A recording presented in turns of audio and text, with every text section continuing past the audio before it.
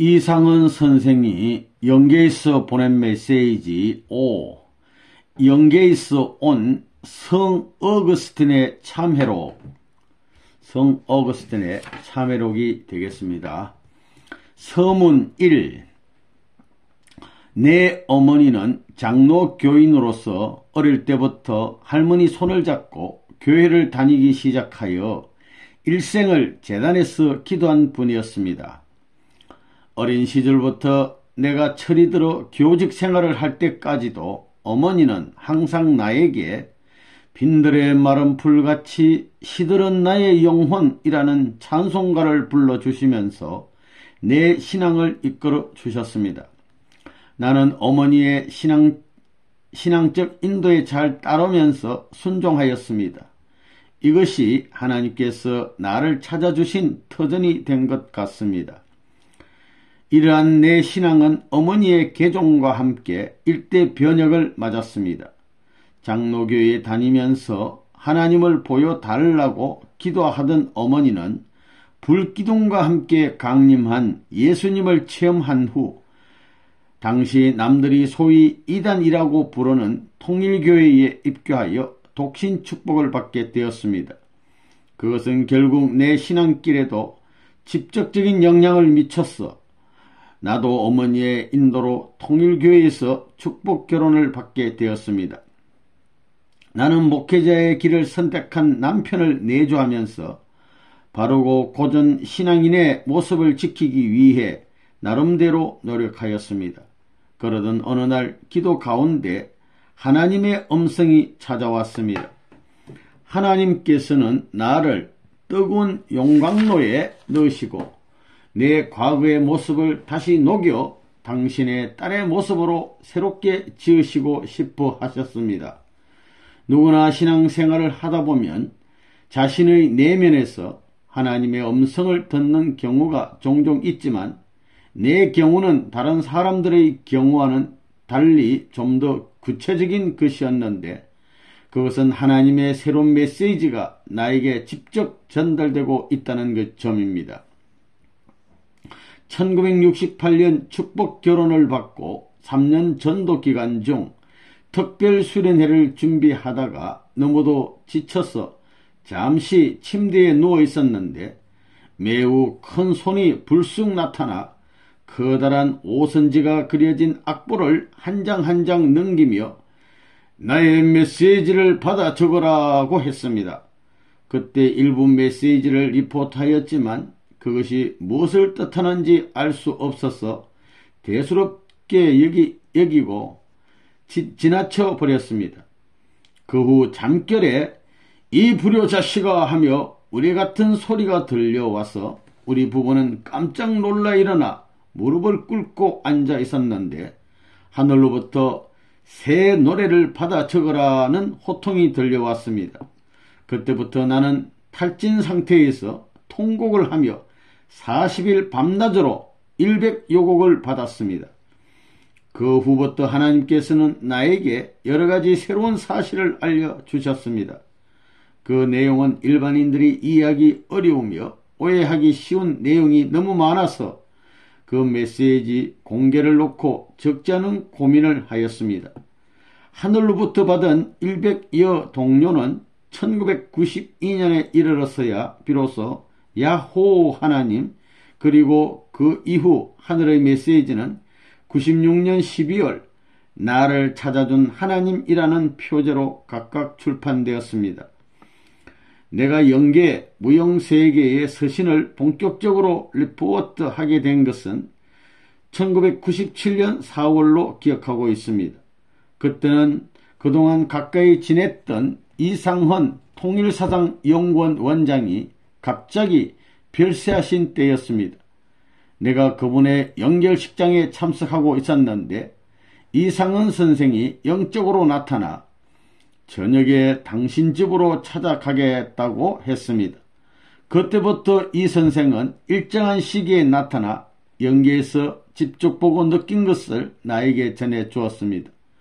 지상에서 영계에 대해 무척 궁금했던 그분은 영계에서 역사적, 섭리적 인물들을 만나 여러 차원의 대화를 나누었다고 했습니다.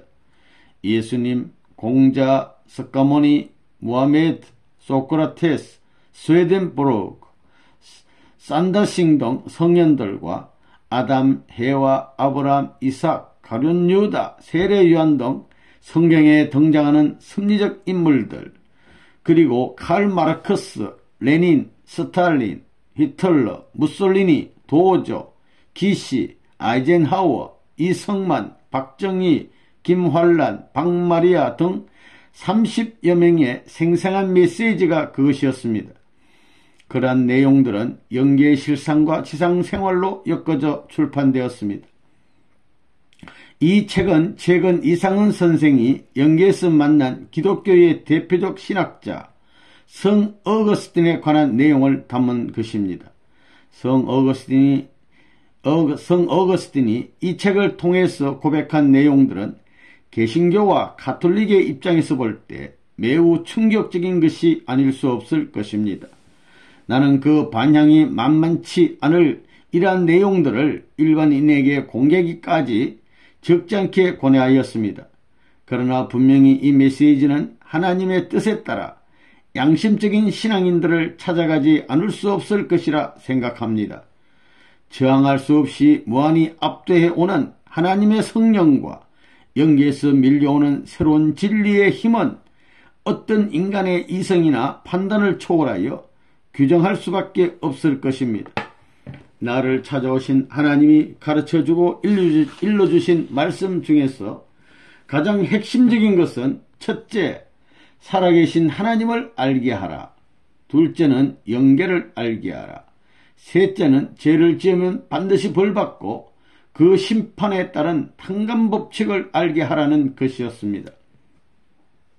내가 아는 하나님은 세상을 창조하사 인간 창조 이후 인간의 역사와 함께 하시면서 때로는 영광 속에서 때로는 고통 속에서 타락 인간을 창조 본연의 상태로 회복시키기 위해 눈물 어린 섭리를 경륜하시고 계십니다. 성 어거스틴이 어머니 모니카의 눈물 어린 기도와 사랑에 의해 하나님을 누구보다 사랑하게 되고 하나님의 가장 충직한 도구가 되었던 것과 같이 이 글을 읽는 모든 독자들은 인간을 끊임없이 사랑하시는 하나님의 크신 사랑을 깨닫고 지상에서 멋진 삶을 살기를 진심으로 기원합니다. 이 지면을 통하여 나는 이번 메시지의 전달에 가교 역할을 하신 이상은 선생과 원리강론을 체계화하신 유효원 선생을 소개하고자 합니다.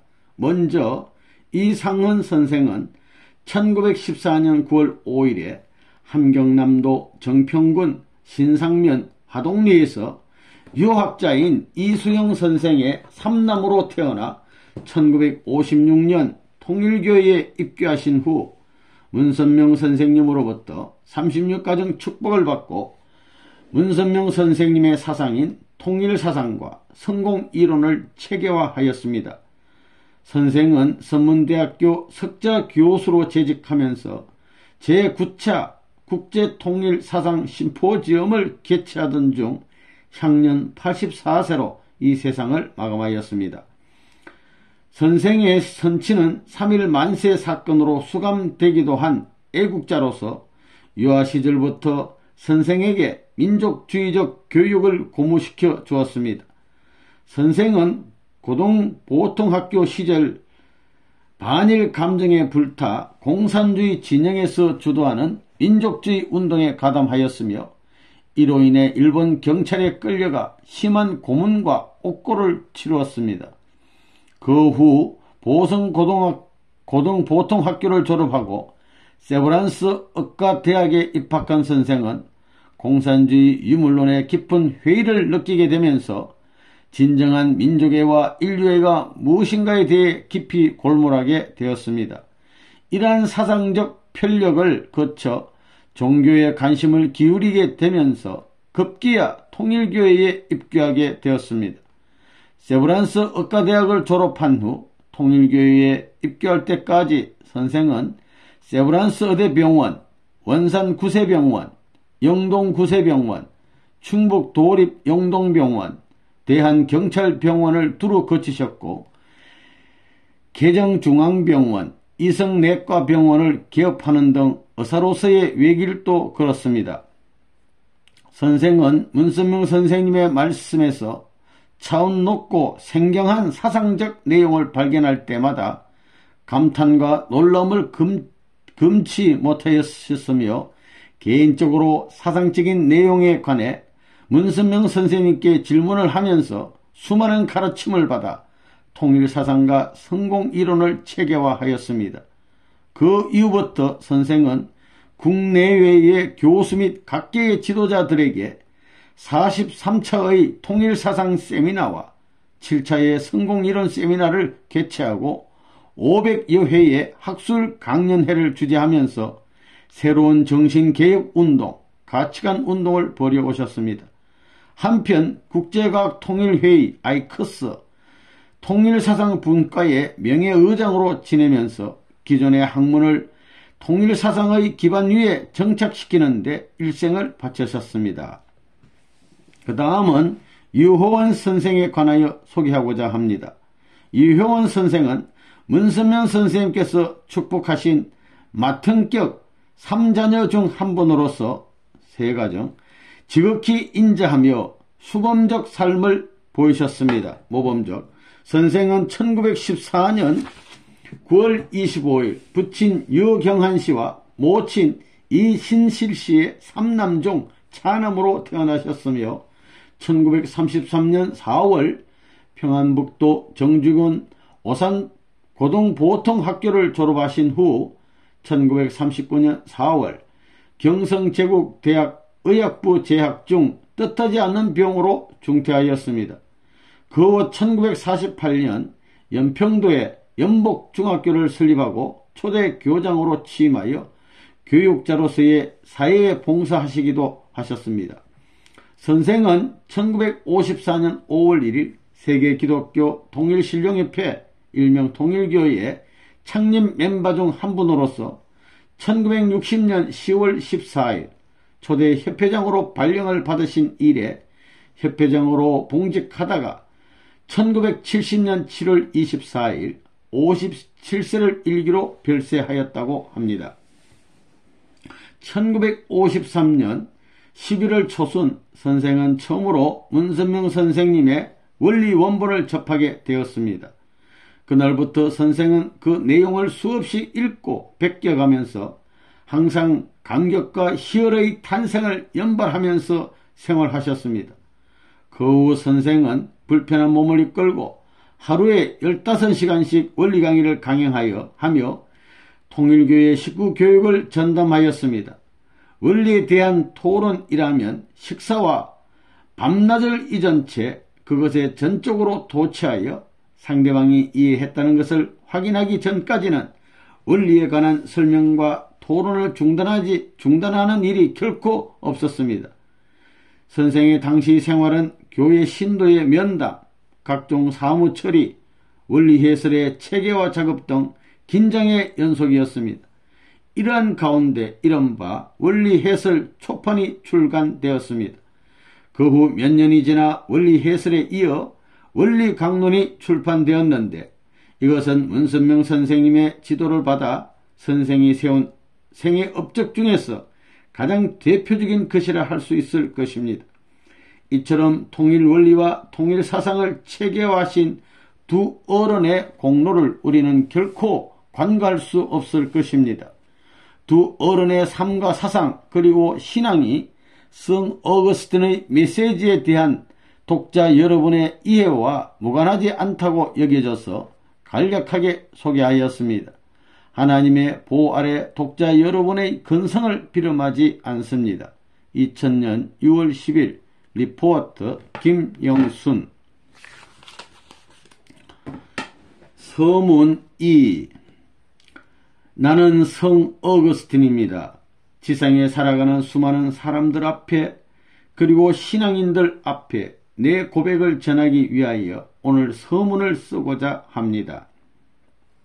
모니카 어머니의 정성과 기도 덕분에 나는 지상에서는 하나님과 더불어 살게 되었고 이곳 영계에서는 새로운 진리를 접하게 되어 행복한 자리에서 하나님과 함께 살아갈 수 있는 엄청난 은혜를 입었습니다. 나는 이제 보온의 삶을 살고자 이 글을 씁니다. 아마 이 글을 읽는 여러분은 많은 의심과 호기심을 갖게 될 것입니다. 여러분이 아는 바와 같이 나 어거스틴은 이미 지상인이 아닙니다. 한 여인의 도움을 받아 이곳 영계의 실상을 알려드리고자 합니다. 나는 이곳에서 통일 원리를 깨닫고 개종하였습니다. 나의 개종은 많은 갈등과 기도를 통하여 이루어졌습니다. 여러분은 지상에서 그것을 해결하고 이곳에 올 수 있는 시대적 혜택을 받고 있습니다. 통일 원리는 인류 평화를 위한 영원한 복음서입니다. 그것은 수많은 고통과 역경을 통해서 밝혀졌습니다.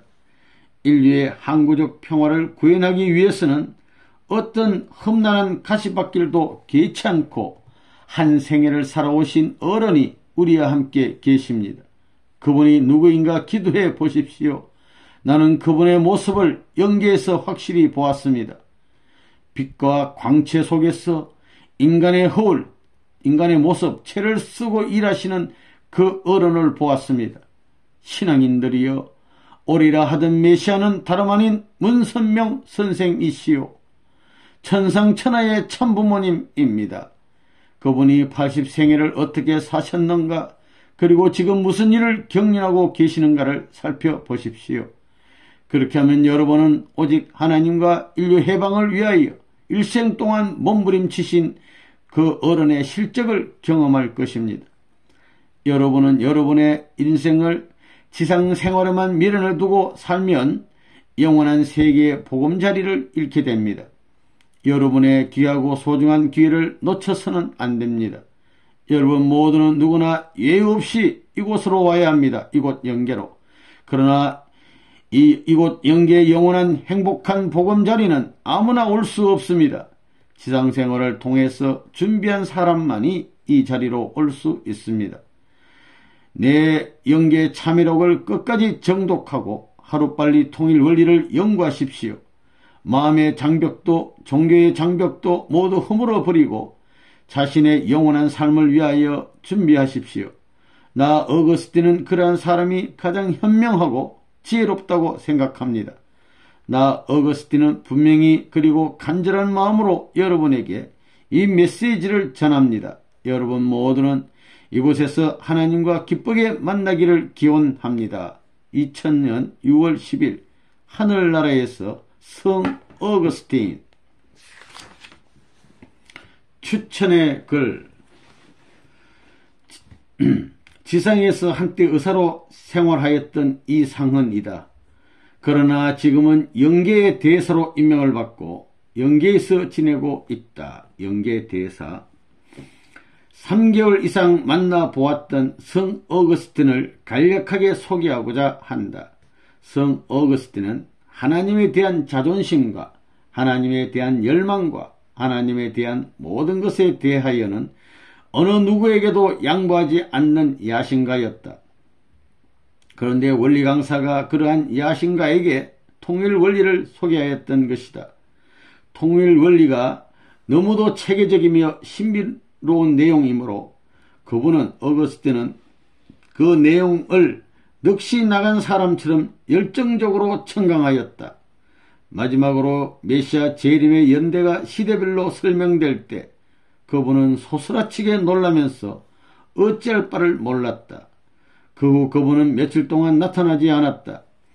그동안 그분은 일반적인 지상인과 같이 조용히 금식하고 기도한 것이 아니라 머리와 몸이 온통 돌아버린 모습으로 몸부림치면서 기도했다고 했다. 어찌하면 되겠습니까?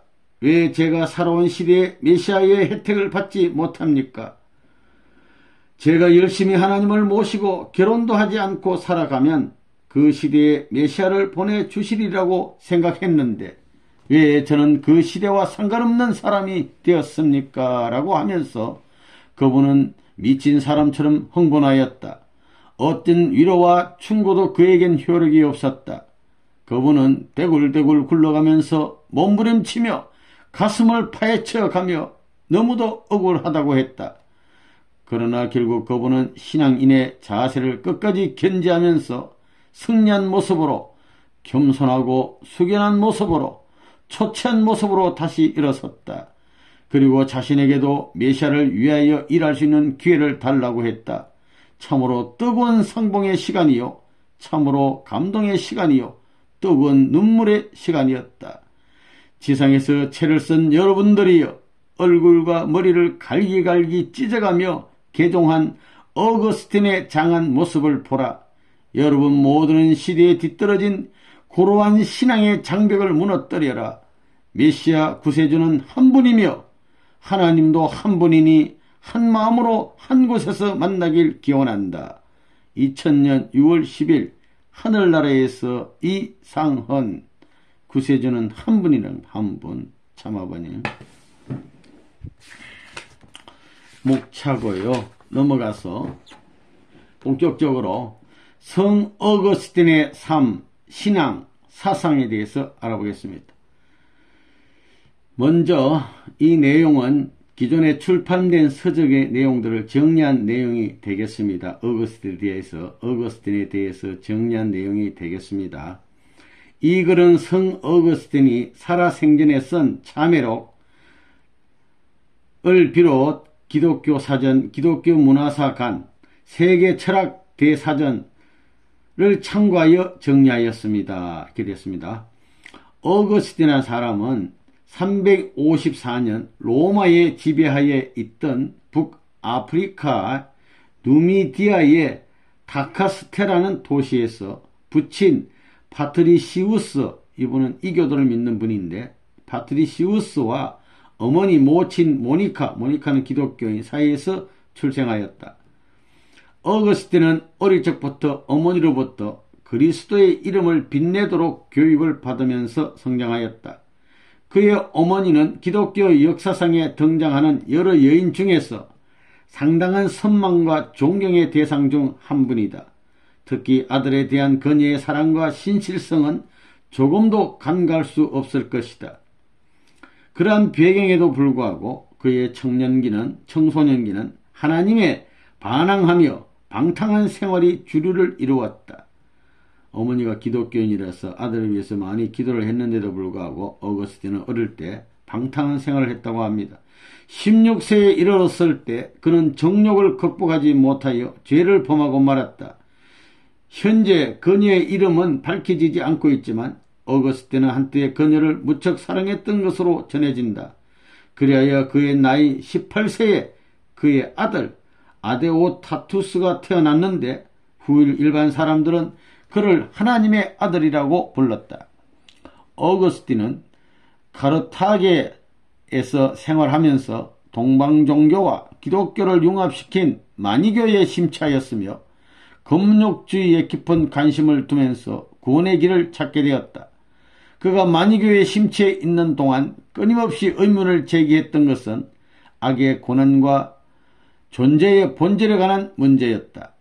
그는 마니교에서 주장하는 파우스투스가 하루빨리 이 세상에 출현하여 그의 이러한 의문점을 해결해 주길 갈망했지만 파우스투스가 결코 이 세상에 나타나지 않게 되자 마니교를 멀리하고 인간의 이성에 의존하여 삶의 본질적인 문제를 해결하고자 노력했다.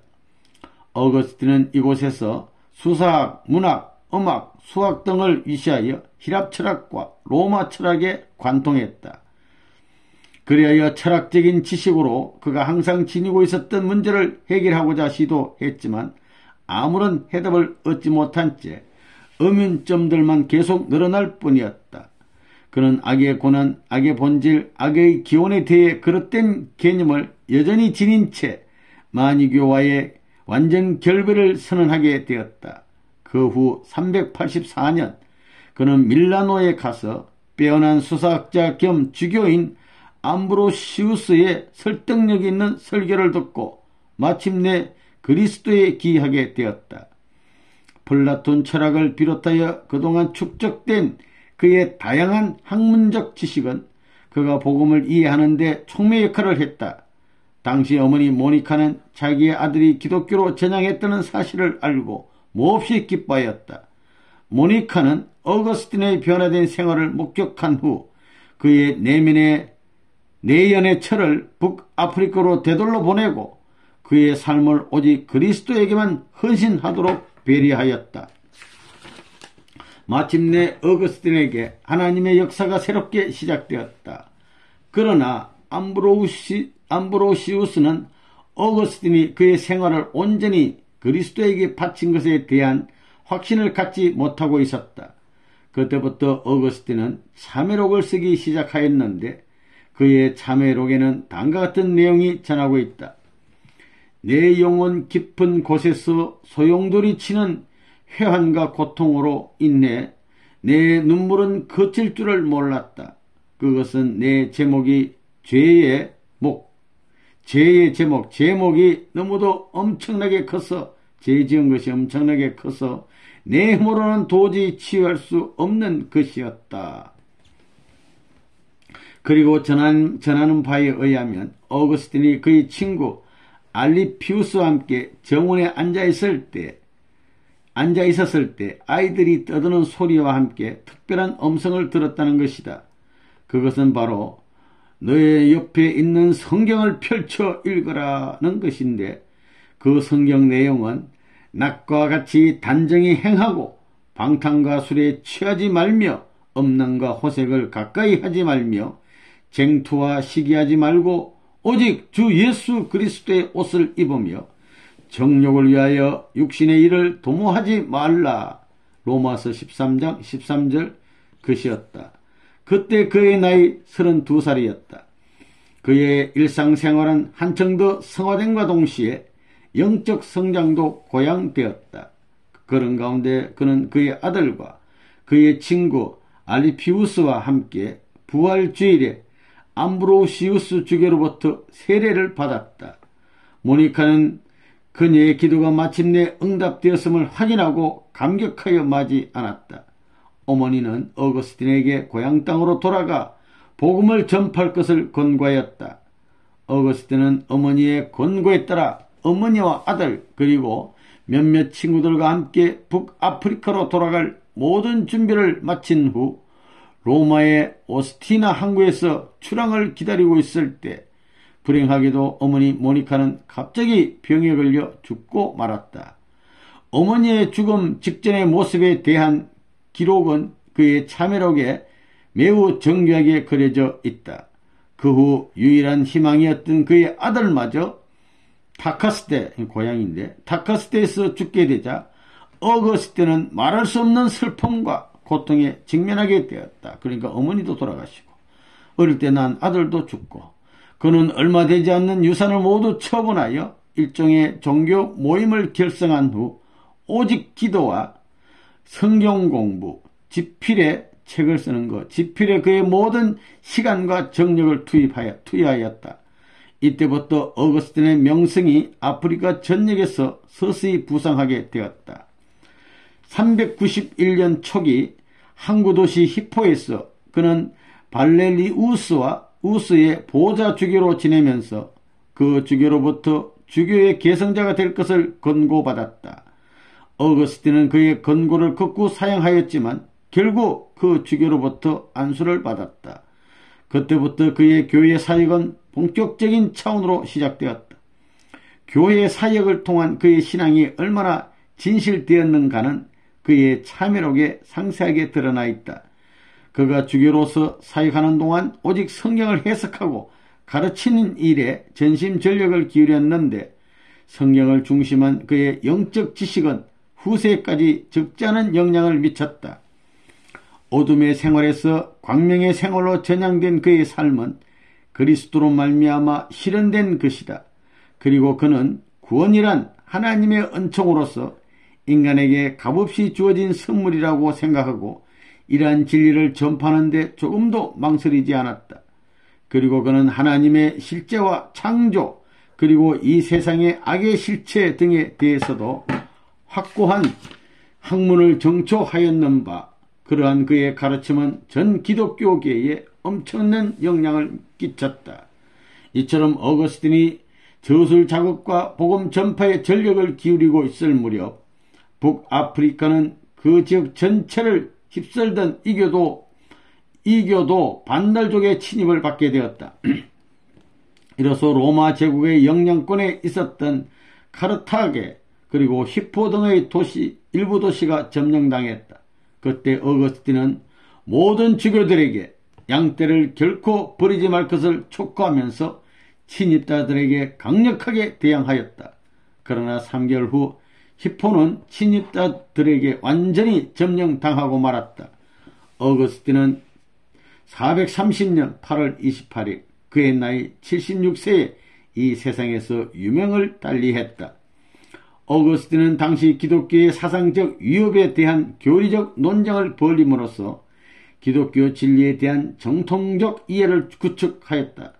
다시 말해서 만이교의 악의 문제 해석에 대해 하나님의 선성과 모든 피조물의 선성을 변정했고 도나투스파와의 논쟁을 통해서 교회론과 성례전 및 섭리관을 정립했으며 펠라기우스와의 논쟁을 통해 인간 타락, 원죄 그리고 예정론에 대한 교리를 한층 더 발전시켰다.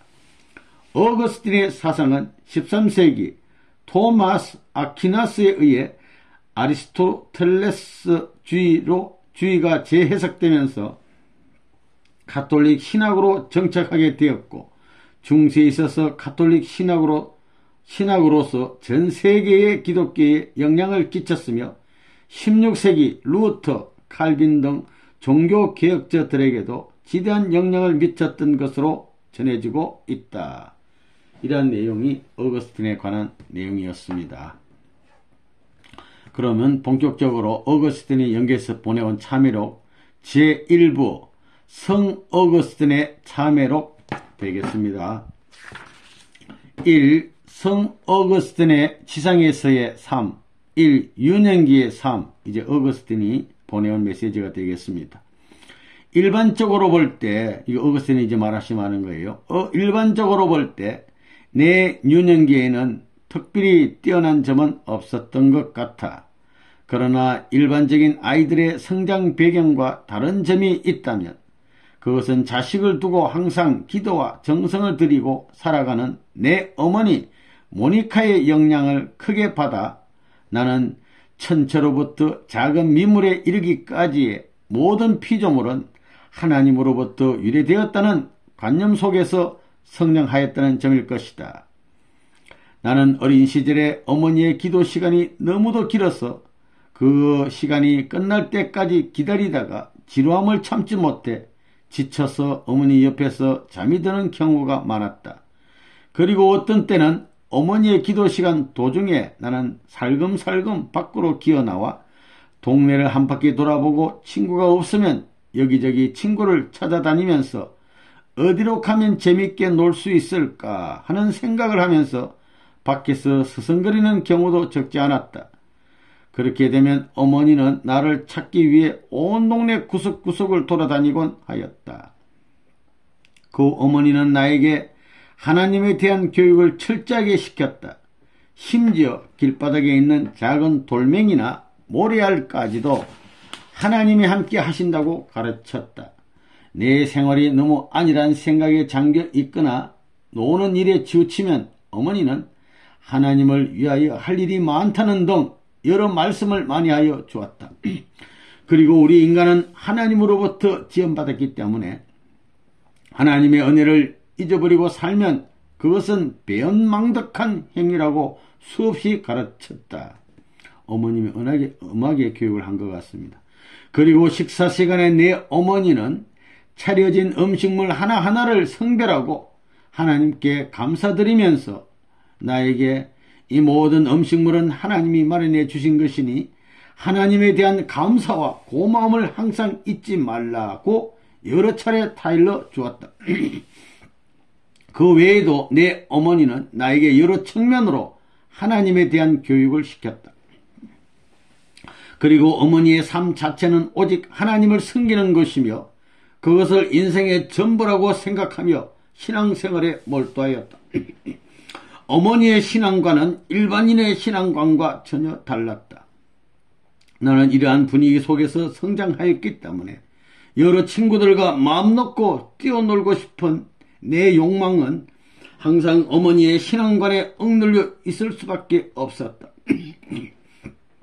나는 그러한 욕망을 견디다 못해 도망치는 경우도 흔히 있었다. 밖으로 뛰어나가 친구가 많은 곳에서 함께 놀게 되면 그때는 하나님에 관한 이야기를 하지 않고 놀기 때문에 그것에 더 호기심을 느끼며 그 일에 빠져들곤 하였다.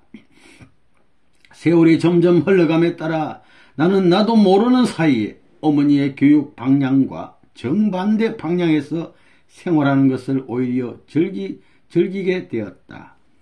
그리고 그러한 시간이 경과함에 따라 내 마음속에 자리 잡기 시작한 것은 하나님의 모습은 보이지 않으니 계시는지 안 계시는지 어떻게 알 수 있는가 하는 궁금증이었다. 그리고 내 마음은 하나님이 확실히 계시다는 방향보다는 계시지 않는다는 방향으로 점점 흐르기 시작하면서 다른 길을 가고 싶은 욕망이 강하게 작용하였다. 그리고 하나님에 관한 어머니의 교육보다 친구들과의 모임에서 일상적인 대화를 하며 놀기를 훨씬 더 좋아했다. 그 후 나는 신관에 관한 한 하나님, 신관에 관한 한 내 어머니의 견해와 다른 입장에 서서 주장하는 경우가 흔히 있었다. 신관에 있어서는 나와 어머니의 견해가 상충되는 경우가 흔히 일어났던 것이다. 그럼에도 불구하고 나에 대한 어머니의 정성과 열정은 조금도 변하지 않았고 전혀 식지도 않았다. 하지만 나는 어머니의 교육에 대한 강력한 불만을 계속 표시했다. 날이 갈수록 이러한 현상은 점점 노골화되었다. 결국 나는 어머니와 견해가 맞지 않아 방탕과 방종의 길을 걷게 되었다. 2000년 4월 19일. 이 청년기의 삶. 일반적으로 사람들은 부모로부터 태어나서 부모의 가르침에 따라 성장하면서 부모에게 순종하며 사랑을 주고받으며 생활하다가 결혼을 맞이하게 된다. 그런데 내 인생길에는 이와는 달리 유별난 일이 너무도 많았다. 오죽하면 내가 참회록을 남겼겠는가. 유년기로부터 하나님 섬기기를 그토록 애원의 눈물로 호소한 어머니의 기도를 경시한 채 나는 그 반대의 길을 걸었으며 하나님의 형상이 보이지 않는다는 이유로 항상 하나님에게 반항적 태도와 행동 양식을 취하였다. 이것은 어머니의 마음을 무척 아프게 하였을 것이다. 당시 어머니의 훈계 말씀은 내 가슴 속에 오직 반항의 요소만을 충동시켰을 뿐이다. 나는 오직 어떻게 하면 이러한 신앙관에서 해방되어 자유롭게 살 수 있을까 하는 생각만 하게 되었다. 시간이 흐르고 날이 갈수록 이러한 생각은 점점 깊어졌어. 나는 그 어느 누구의 만류도 따르지 않게 되었다. 그래야 어머니가 가장 싫어하는 엄난의 길에도 빠지게 되었고 나쁜 친구들과 어울려 방탕과 방종의 길, 심지어 도벽의 길까지 걷게 되었다. 쉽게 말하면 도둑질하는 것도 했다는 겁니다. 그리고 그것은 나쁜 짓이니 이제 그것을 그만두자고 결심한 경우조차 거의 없었다. 반성이 없이 계속. 그리고 이러한 생활에서 벗어나 어떤 새로운 길이 있을 것이라는 희망이나 기대마저도 가져보지 않았다. 내 학문이나 지식은 스스로 원해서 된 것이 아니라 부모의 소원과 간청 그리고 부모의 욕망을 채워드리는 것이라고 생각했던 것이다. 다시 말해서 내가 학문하는 태도는 능동적이 아니라 비동적이었다. 당시 내 학문은 장래와 그 관계가 없다고 생각했으므로 나는 학문에 전념하지 않았던 것이다. 그리고 당시 나는 이러한 비정상적인 행동 자체를 그대로 만족하고 생활할 수밖에 없었는데 이것이 가장 혹독하고 비참한 내 과거의 모습이었다. 항상 나쁜 친구들과 함께 어울려 놀면서 그 친구들에게 더욱더 사악한 행동을 하도록 종용하였으며 한편으로 나는 그들보다 훨씬 더 사악한 모습을 그들에게 보여주면서 생활했다. 친구들과 어울려 다니면서 더 못된 일을 하려고 하고 자기도 막 더 못된 일을 했다는 것입니다. 내 자식은 가장 사악하고 혹독하게 생활한 내 그릇된 행동의 열매라고 생각했다. 그것은 일반적인 사람들이 생각하는 부모와 자녀의 사랑과는 너무도 거리가 멀었다. 당신아는 그 어느 누구의 간섭도 받지 않았고 어떤 규범에도 얽매이지 않고 내 멋대로 살아왔다. 이것이 당시의 내 태도와 행동 양식이었다. 당시 내가 가장 경시했던 존재는, 가장 무시했던 것은 뭐냐면, 첫째 하나님을 제일 무시해버려.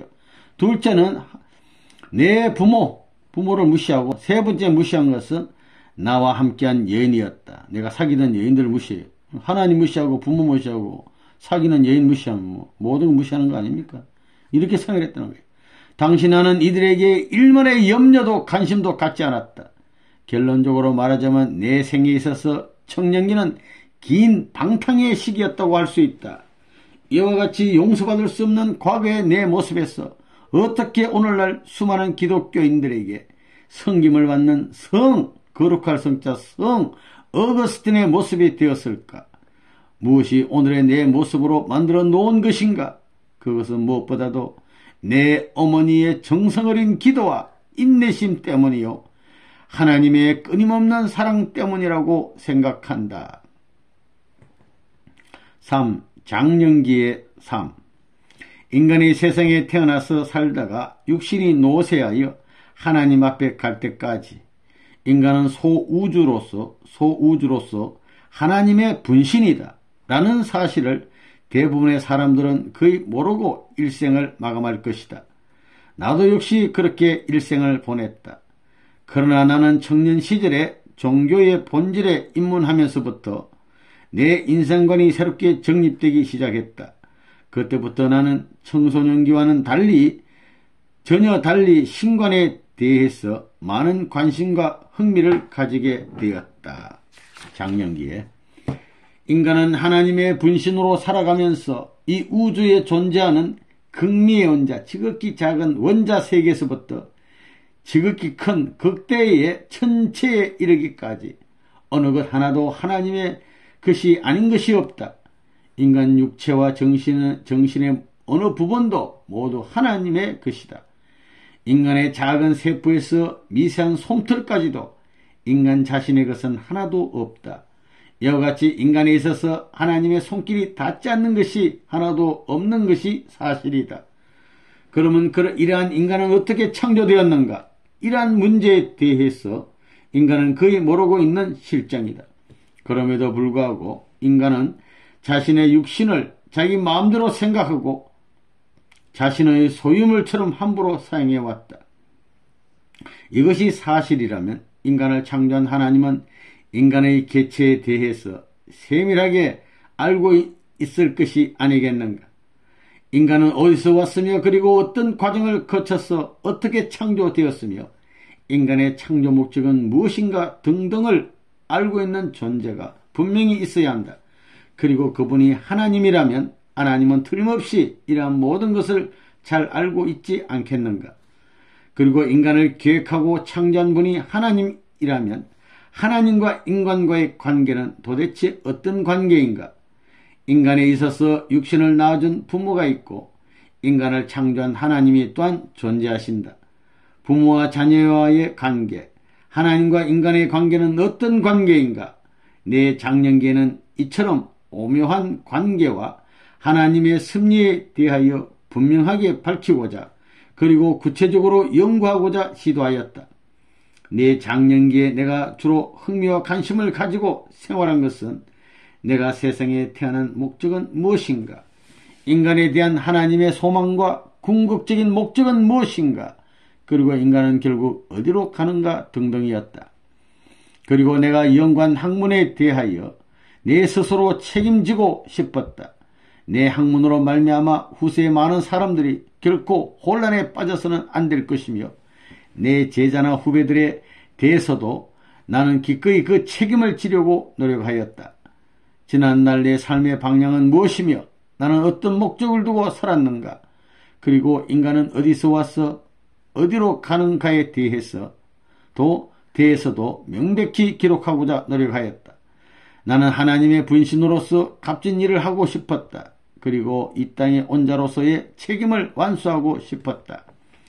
그리고 하나님이 우리 인간에게 소망하는 뜻에 대하여 또 하나님 자체에 대하여도 연구 분석하고자 적잖게 노력하였다.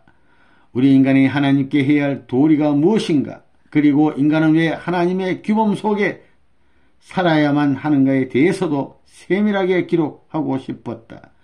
어머니의 눈물의 기도와 내용을 장년기에 들어서야 비로소 조금 알 것 같았다. 장년기의 내 생활은 오로지 하나님과 함께하며 오로지 하나님의 존재에 대하여 명백히 기록하는 것이었으며, 인간이 하나님의 섭리를 알게 하고 하나님 앞에 세워야 할 도리를 자세히 기록하는 것이었다. 그리하여 하나님을 모르고 사는 세계에서 오로지 하나님만을 모시고 섬기고 사는 세계로 전환하고 싶은 것이 내 일관된 장년기의 생활 신조였다. 2000년 4월 20일. 이 영계에서의 삶. 1. 영계로 들어올 때. 오늘부터 내가 진심으로 쓰고 싶은 글을 쓸 수 있어서 무척 기쁘다. 이제 영계에 가서 체험한 것을 보낸 편지입니다. 육신을 가지고 지상에서 생활할 때 육신을 벗고 가야 할 세계를 생각하고 그리워하고 기다리면서 준비하고 살아가는 사람은 그렇게 많지 않을 것이라고 생각한다. 보이지 않는 세계에 대한 불안감, 죽음에 대한 공포감 등은 인간의 육신을 가지고 살 때 공통적으로 느끼는 감정일 것이다. 나는 내 인생의 후반기에는 하나님의 신비와 하나님에 대한 절대적인 믿음과 소망을 가지고 살았다. 그러한 믿음과 소망이 있었기에 우리 인간이 죽어서 가야 할 세계를 당시에 확실히 보지는 못했지만 나는 임종을 편안하게 맞이했던 것이다. 죽을 때 편안하게 맞이했어요, 죽음을. 지금부터 내가 이곳 영계에서 경험한 실상에 대하여 차근차근 가능한 한 세밀하게 전하고자 한다. 그리고 이것이 나를 마음으로 그리워하는 모든 신앙인들의 인생길에 유익한 자료가 되기를 원한다. 어느 날 나는 육체를 가진 자로서의 삶은 끝나고 영적인 삶이 새롭게 접해오고 있음을 느꼈다. 당시에 나는 육체의 죽음을 인식하지 못했지만 영적인 신비스러운 현상이 내 몸속에서 일어나는 것을 느꼈다. 나는 마음의 환희와 기쁨 가운데 많은 사람들이 줄지어 있는 어떤 곳에서 2, 3명 정도의 여자 안내자의 인도를 받으면서 조용히 그 대열에 서 있었다. 이제 영계로 들어가는 장면이 되겠습니다. 그런데 나를 인도한 여인들은 10번 감색 옷을 입고 있었는데 그 옷의 찬란한 빛이 내 눈을 너무도 부시게 했다. 그 여인들은 나에게 아무 말도 하지 말고 조용히 행렬을 따라 대기하고 있으라 라는 뜻으로 나를 인도하고 그들은 어디론가 가버렸다. 그런데 그 행렬은 한 방향으로만 연결되어 있는 것이 아니었다. 나는 내 행렬을 따라 가긴 갔는데 내 앞에 서 있던 무리들은 어디로 갔는지 그들의 모습을 전혀 볼 수가 없었다. 그런데 내 뒤에도 많은 사람들이 서 있었다. 그들의 대부분은 대단히 조용하고 온화했다. 그들의 옷차림은 매우 자연스럽고 화려하지도 않았다. 나는 내 앞에 서 있던 무리들이 어디로 갔는지 알 수 없지만 내 행렬은 점점 줄어들면서 내 차례에 가까워졌다. 참으로 신기하게도 내 앞에는 어떤 안내자도 없었지만 앞줄의 무리들은 어디론가 빨리빨리 들어가고 있었다. 드디어 내 차례가 왔다. 나는 어디로 가야 하는가 하고 망설이고 있을 때 나는 갑자기 바람처럼 휙 끌려 올라가고 있음을 느꼈다. 그러다가 나는 어느 곳에 정착하게 되었다. 어떤 안내자의 도움도 없이 내 몸이 여기까지 온 것이다. 그런데 나는 그곳에서 여러 모습을 볼 수 있었다. 수많은 사람들이 모여서 회의하는 모습, 여러 사람들이 예배드리는 모습, 학교와 같은 곳에서 공부하는 모습, 아이들과 어른들이 함께 여기저기서 웅성웅성거리며 걸어다니는 모습 등을 볼 수 있었다. 나는 여기가 도대체 어디인가 알고 싶었지만 확실히 알 수 없었다. 그리고 어디로 가야 할지도 알 수 없었다. 나는 여기저기를 기웃거리며 다니다가 지나가는 한 여인에게 여기가 어딥니까? 하고 물어보았다. 그런데 그 여인은 나를 쳐다보면서 아직은 몰라도 됩니다 하고 지나가 버렸다. 나는 어디로 가서 머물러 있어야 할지 몰라서 그 주위를 계속 헤매고 있을 수밖에 없었다. 그곳에서 며칠을 지냈는지 알 수 없었다. 그런데 어느 날 매우 이상한 현상이 벌어졌다. 알 수 없는 광채가 나타나서 나를 감싸 안고 어디로 가는지 모르지만 공중을 향하여 날아갔다. 그럴 때마다 나는 낙하산으로 뛰어내리는 것처럼 공중에서 뛰어내렸다. 그때 내 마음속에서 알 수 없는 기쁨과 평화가 솟아나며 하나님 하고 부르면서 하나님을 찾기 시작했다. 그때 하나님으로부터 너는 오늘부터 이곳에 머물러라 하는 음성이 비로소 들려왔다. 그때부터 나에게 신비스러운 일이 벌어졌다. 어떤 의문을 가지면 내 마음에서 그 해답이 금방 나오고 내가 마음속에서 생각한 것은 생각과 동시에 그 모습이 금세 내 눈앞에 나타나는 것이었다.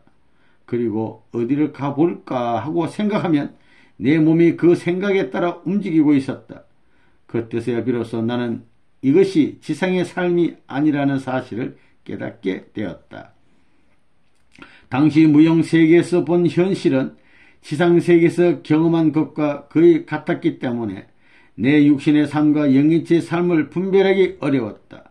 그래서 어쩔 수 없이 다른 사람에게 물어볼 수밖에 없었다. 그리고 내 주위의 사람들도 육신을 가진 사람들이 아니라는 것을 알게 되었다. 그 후 어느 정도의 시간과 시일이 지났는지 모르지만 나는 지상에서 생활할 때처럼 일정한 자리에서 하나님께 기도할 수 있는 한 공간을 마련했다. 그리고 그곳에서 나는 하나님께 기도를 드렸다. 나는 제가 여기서 무엇을 해야 하며 어떻게 생활해야 하겠습니까? 하고 하나님께 여쭤보았다. 그랬더니 갑자기 온 사방에서 밝은 광채가 나타났다. 그것은 마치 수만 볼트의 전기불을 환하게 켜놓은 것과 같았다. 이러한 분위기 속에서 너는 너야.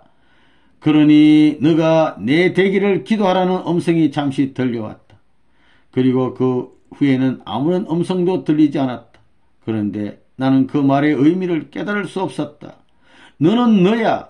너가 내가 되기를 기도하라는 말이 무슨 뜻인지 당시에는 확실히 알 수 없었다. 아무리 생각해도 알 수 없어서 이 글귀에 대해서 하나님께 기도를 올렸다. 하나님, 너는 너야. 너가 내가 되기를 기도하라. 내가 되기를 기도하라. 내가 되기를 기도하라는 의미가 무엇입니까?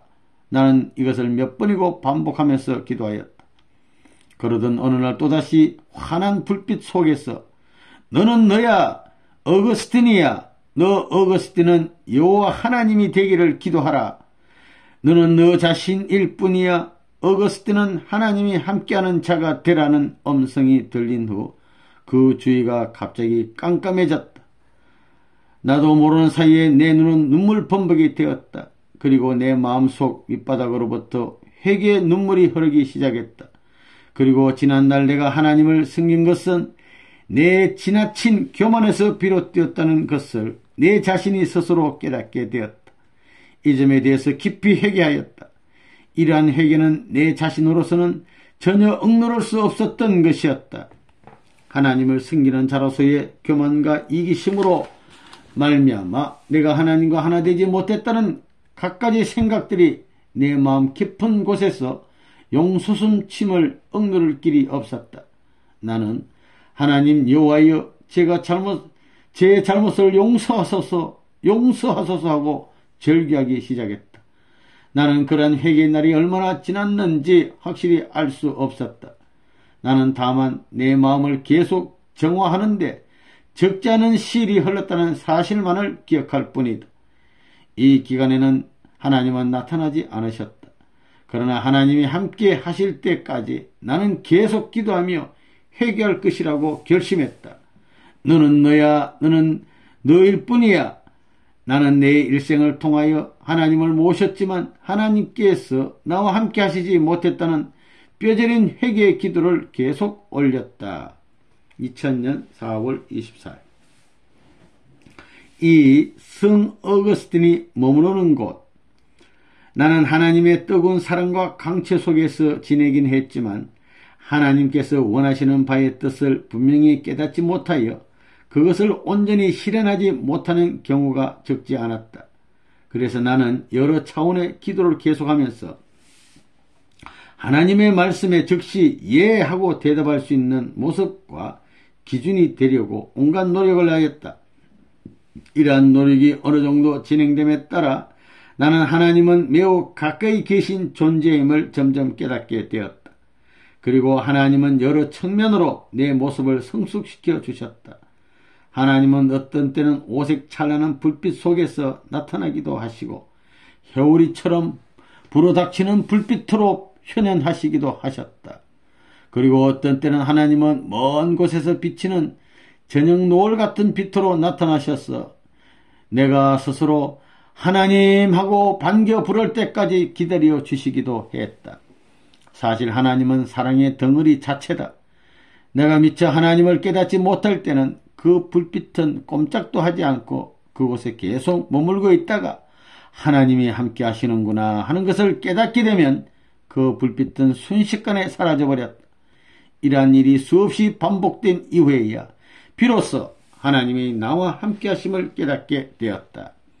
그 어느 날 나는 하나님 감사합니다. 어째서 저를 이토록 사랑하시나이까? 어째서 이토록 둔한 모습 앞에 사랑만 주시나이까 하고 감사의 눈물로 기도하였다.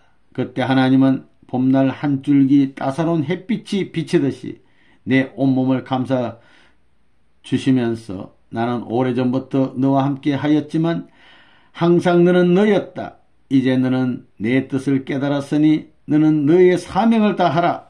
너 사명이 무엇인가 기도해 보라 하고 말씀하시고 떠나버리셨다. 나는 너무도 감사하고 너무도 기뻐서 어찌할 바를 몰랐다. 그러나 내 사명이 무엇인가를 알기 위해서 그때부터 계속 기도했다. 하나님 도와주십시오. 저의 사명을 깨달을 수 있는 지혜를 주소서 하고 연일 연야 기도했다. 그러나 하나님은 내 사명을 직접 알려주시지 않았다. 그러나 항상 기도할 때마다 내가 느끼는 공통적인 하나의 사실은 내 모습을 하나님 앞에 완전히 비우지 않으면 하나님의 뜻과 가르침을 깨달을 수 없다는 것이었다. 그러나 너는 너야, 너는 내가 되게 기도하라는 내용을 다시 곰곰이 생각하고 기도하면 나는 즉시 무엇인가를 깨우친다는 사실을 경험하게 되었다. 이러한 경험을 통하여 나는 다음과 같은 사실을 깨달은 것이다. 하나님은 분명히 살아계신다. 살아계신 하나님은 우리에게 빛으로 현현하신다. 그 빛은 인간의 감각에 쉽게 느껴지지 않지만 인간의 몸과 마음을 통일한 가운데 인간이 하나님께 가까이 하기를 간절히 원하면서 기도하면 하나님은 여러 형태의 빛으로 인간을 사랑으로 감싸주신다. 그리고 이 사실을 알려야 한다는 것이 그것이다. 결국 나는 이것이 내 사명임을 깨닫게 되었다. 그 이후부터 나는 내가 체험한 하나님을 수많은 사람에게 여러 모습으로 전달하였다. 이제는 하나님께서 나에게 가까이 하시면 나는 뜨거운 전율 같은 것을 체험하게 된다. 이 사실을 많은 사람들에게 널리 전하라는 사명을 내가 하나님으로부터 받았다고 하면 될 것이다. 하나님은 사랑이시다.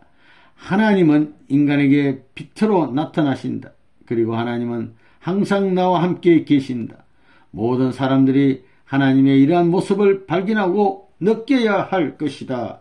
2000년 4월 25일 3. 성 어거스틴이 발견한 하나님. 1. 하나님의 모습. 내가 지상에서 육신을 가지고 살 때 하나님의 형상에 대해서 무척 궁금하였다. 하나님 모습. 그러나 나는 사실 하나님에 대해서 막연하고 애매하게 알 수밖에 없었다. 그것은 인간이 그의 육안으로 하나님을 볼 수 없고 감각으로도 느낄 수 없기 때문이다. 그러나 인간이라면 누구나 한 번쯤 하나님에 대해서 생각해 보았을 것이다. 하나님의 형상을 한 번만이라도 볼 수 있으면 얼마나 좋을까 하는 생각과 막연하나마 하나님을 우리를 돕고 계신다는 생각을 해보지 않은 인간이 어디 있겠는가. 인간의 손으로 잡을 수도 눈으로 볼 수도 없는 하나님이지만 한편으로 인간은 하나님이 존재하지 않는다는 생각에서 한순간도 벗어날 수 없다. 이것이 우리 인간의 모습이었다. 나의 어거스틴 역시도 하나님에 대해서 수많은 의문점을 가지고 있었지만 그 의문점을 해결할 다른 방법이 없었다. 그렇지만 하나님이 존재하지 않는다고 자신있게 말할 수 있는 논리적 근거를 갖지 못한 것도 또한 사실이다. 과연 하나님은 어떤 분일까? 나는 내가 발견한 하나님에 대해서 가능한 한 자세히 기록하고 싶다. 영계에서는 지상에서처럼 언제부터 언제까지 그리고 몇 년 몇 개월 등 기간을 표시할 수 없다. 그러나 나에 관한 한 지상인들은 내 지상 생활이 끝난 날부터 소급하면 그 기간을 어느 정도 계산할 수 있을 것이다.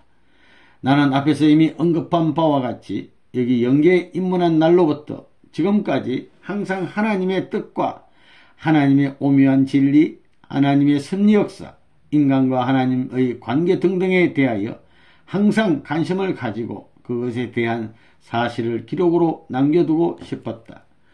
내가 발견한 하나님은 태초부터 이미 계셨던 유일무이한 존재였다. 어떻게 표현하면 하나님에 대한 여러분의 궁금증이 속 시원하게 해소될 수 있을까? 한마디로 표현하면 하나님은 글자 그대로 하나님이다. 하나님은 단지 하나밖에 없는 절대 유일한 분으로서 지상에 결코 둘이 있을 수 없는 절대적인 분이다. 그리고 하나님은 엄청나게 큰 존재로서 이 지구상 전체에 항상 충만해 있는 분이며 무소부지하고 없는 곳이 없어 전지전능한 분이라고 표현할 수 있다. 그러나 하나님의 전체적인 모습은 인간의 관념과 개념으로 포착하기 어려운 것이다.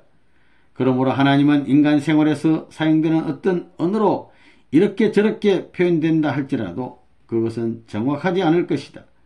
여기서 지금까지 내가 경험한 하나님의 전체 모습을 일일이 표현한다는 것은 불가능한 일이며 그것이 가능하다고 할지라도 여러분이 그 관념을 포착할 수 있는 카테고리가 없기 때문에 이해하기 어려울 것이다. 그러나 내가 발견한 하나님의 모습에 대한 몇 가지 사례를 들어보고자 한다. 어느 날 나는 기도하는 도중에 하나님을 보고 싶었다. 하나님은 어떤 모습으로 나타날까 하고 궁금해하면서 기도를 계속 올렸다. 그때 갑자기 천둥 번개가 사방에서 울려 퍼지면서 공포의 분위기가 나에게 엄습해왔다. 나는 너무도 두렵고 무서워서 하나님 어찌된 일입니까 하면서 부들부들 떨고 있었는데 천둥 번개는 갑자기 사라지고 봄날 먼 들판의 아지랑이처럼 그리고 보석처럼 영롱하게 반짝이는 불빛이 따사롭게 비춰주고 있었다. 그 불빛은 너무도 아름답고 신기하여 그것을 만져보고 싶었다. 그런데 순식간에 영롱한 불빛은 달팽이처럼 동글동글 돌면서 사라지다가 다시 나타나곤 하였다. 이런 현상이 여러 차례 계속 반복되다가 그것은 오색 찬란한 색깔로 변화되어 해오리 바람처럼 빙글빙글 돌고 있었다. 이와 동시에 한쪽에서는 휘황찬란한 불꽃놀이가 계속되고 또 다른 한쪽에서는 그것은 화려한 무지개로 변하여 아름답게 빛나고 있었다. 온 천지에는 휘황찬란한 광채가 가득 차 있었다. 한편에서는 어여쁜 뭉게구름 사이에서 빗줄기와 같은 광채가 도란도란 피어났다. 사실 하나님의 이러한 모습을 어떤 언어로 표현하려는 시도 그 자체가 불가능한 것임을 나는 알고 있다. 나는 눈이 부셔서 이러한 장관을 제대로 바라볼 수 없어서 넋을 잃고 바라보고 있을 뿐이다. 그때 갑자기 고개를 숙여라 하는 큰 음성이 들려왔다. 그리고 이제 하나님의 모습을 보았느냐? 하나님은 너처럼 그렇게 고개를 들고 바라볼 수 있는 분이 아니다라는 음성이 또다시 들려왔다. 나는 고개를 숙이고 무릎을 꿇어 엎드려 하나님 죄송합니다. 죄송합니다를 연발하면서 내 모습을 더듬어 보기 시작했다. 나는 지상생활을 통해서 단 한 번도 체험하지 못했던 황홀하고 평화로운 마음의 경지를 이러한 분위기 속에서 처음으로 경험해 보았다. 그리고 그러한 마음의 경지에서는 나는 어떤 어려움도 극복할 수 있고 어떤 문제도 해결할 수 있는 자신감을 가지게 되었다. 나는 전생애를 통하여 그러한 황홀한 기분을 느껴본 적도 들어본 적도 없었다. 그러한 행복감과 자신감은 글로서는 도저히 표현될 수 없는 놀라운 체험이었다. 그리고 그 광채 속에서는 내 지난날의 어떤 가오, 슬픔, 수치심, 증오, 좌절, 불신, 그리고 어떤 고통과 기쁨도 녹여낼 수 있을 것 같았다. 그것은 모든 것을 녹여내는 용광로라고 표현하면 좋을 것 같다. 나는 하나님의 다양한 모습을 구체적으로 표현하고 싶지만 표현력이 부족하여 자세하게 설명할 수 없음을 이 순간 솔직히 느끼고 있다. 다만 내가 경험한 하나님의 모습은 수천만 볼트의 아름답고 영롱한 불빛으로 우리 인간을 감싸고 계신다는 사실만은 확인할 수 있었다. 그리고 인간 개개인의 모습에 따라 하나님은 여러 가지 유형으로 우리 인간에게 찾아오신다는 사실을 깨달았다. 2000년 4월 27일 이 하나님이 계시는 곳, 무수부재하고 전지전능한 하나님은 인간의 일반적인 사유 형식에 따라 판단될 수 있는 분이 결코 아니다. 하나님은 항상 인간의 마음속에 내재하여 인간의 모든 생활 영역에 함께 하기를 원하신다. 그러나 우리 인간과 하나님이 하나 되지 못함으로써 하나님의 요모는 실현되지 않았다. 하나님은 부모의 심정으로 항상 인간을 찾아오셨지만 인간은 하나님을 모시지 못했고 하나님은 항상 인간 곁에서 보호하고 사랑할지라도 인간은 그러한 사랑을 체험하지 못하였다. 수많은 세월 동안 하나님은 지극한 사랑으로 인간을 품고 안고 쓰다듬고 보살펴 오셨지만 인간은 그 사랑을 체험하지 못하고 살아가고 있는 것이다. 이것이 하나님의 슬픔과 인간의 비극의 뿌리다. 나는 지상에서 육신을 가지고 살았을 때 하나님의 사랑을 어느 정도 체험한 적이 있었다. 그러나 그 당시 내가 체험한 하나님의 사랑은 육감적인 것으로서 이곳 영계에서 체험한 하나님의 사랑과는 그 차원이 전혀 다른 것이었다. 어느 날 인간 어거스틴은 하나님께 기도를 올리면서 나는 항상 하나님과 함께 할 수 있으면 좋겠다는 생각을 하고 있었는데 조용하고 어느한 불빛의 출현과 함께 어거스틴은 들어라는 음성이 들려왔다. 그리고 하나님은 나 하나님은 지금까지 너와 함께 하고 있었고 앞으로도 항상 너와 함께 할 것이다. 그런데 너는 항상 내 곁에 있으면서도 나를 찾고 있었다. 그것은 너와 나는 항상 일체가 되지 못했기 때문이다 라고 하셨다. 나는 어떻게만 하나님과 일체를 이룰 수 있습니까? 하고 여쭈었다. 하나님은 대답하시지 않은 채 아름다운 불빛으로 나를 잠시 감싸주신 후 어디론가 가 버리셨다. 나는 하나님의 답변을 얻기 위해서 상당한 기간 동안 기도하면서 기다렸다. 어느 날 또다시 휘황찬란한 불빛이 호련히 나타났다. 그때 하나님은 너는 내가 되기를 얼마나 노력했느냐라고 하셨다. 나는 하나님, 저는 그것을 위해 적지 않게 노력했지만 제가 하나님같이 되는 것이 어떤 경지인지 쉽게 느낄 수 없습니다 라고 말씀드렸다. 하나님께서는 어거스틴, 너 자신을 버려라. 그리고 너 마음을 비워라. 그리고 언제든지 너의 마음속에 하나님이 함께할 수 있도록 너의 심전, 마음의 밭을 개발하라고 하셨다. 하나님은 모든 인간의 마음에 머물러 계시면서 인간과 함께 생활하기를 원하고 계셨다. 그렇지만 어거스틴의 마음에, 기도하는 마음에, 생각하는 마음에, 상대방을 기억하는 마음에 자기를 중심한 욕망, 즉 이기심이 가득 차 있기 때문에 하나님이 항상 머물고 싶지만 머물 수 있는 집이 없었던 것이다. 나는 이곳 영계에서 이 점을 너무도 절실하고 절박하게 체험하였다. 그러나 아직도 내 마음에는 이것이 꿈틀거리고 있었다. 인간의 마음에서 이기적인 욕망을 모두 비우고 버릴 때 비로소 인간은 하나님을 만날 수 있는 것이다. 나는 그날을 위하여 지금도 계속 노력하고 있다. 그날을 위하여. 2000년 4월 28일 3. 하나님의 사랑. 인간은 육신의 부모를 통하여 육체를 가지고 이 세상에 태어나서 일생 동안 육신 부모의 사랑을 받으며 살아간다. 그래서 인간은 자기의 육신을 낳아준 부모의 사랑을 한없이 귀하게 여기고 살아간다. 그것은 인간은 지상생활에 있어서 대체로 그의 육체적인 감각을 통하여 부모의 사랑을 경험하기 때문이다. 한편 일반적으로 볼 때 하나님의 사랑은 인간의 육체적인 감각에 의해서는 거의 경험되지 않기 때문에 인간은 하나님의 사랑에는 관심을 두지 않고 살아간다. 그러나 사실은 우리 인간의 전 생애에 있어서 육신 부모의 사랑보다 하나님의 사랑이 훨씬 더 크게 작용하고 있다.